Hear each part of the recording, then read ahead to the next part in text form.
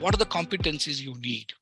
And for us, we realize 3 sets of competencies every single public servant needs.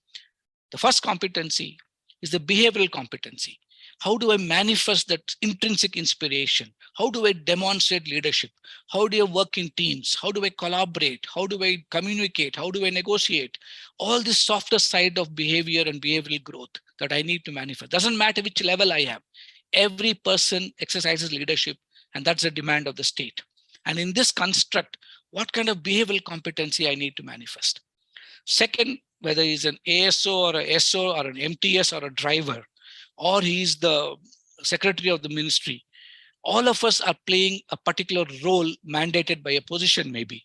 In that position, I may be joint secretary today in health, tomorrow I may be joint secretary in education. In health, I may be looking at budgets today, tomorrow I may be looking at National Health Mission. So it might be different divisions I may take care, but still my role as a joint secretary is more or less clear and my expectations are clear. And for that, what are my domain competencies I need to know?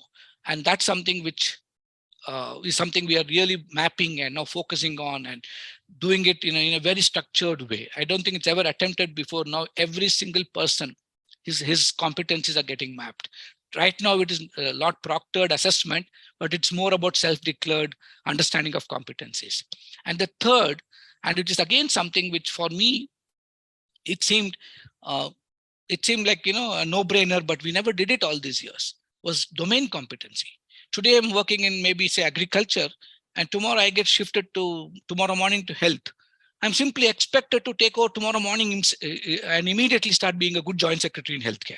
The expectation we make of our bureaucrats is so high that we never pause and reflect and ask ourselves, is a person even prepared to be delivering on this? He might be prepared as a joint secretary, but he doesn't even understand the demands of public health vis-a-vis agriculture that he served till yesterday. But now, very clearly what we are doing is moving on from getting the person to acquire the domain competencies he needs to operate in that role. So the worker is getting prepared, keeping the future in mind.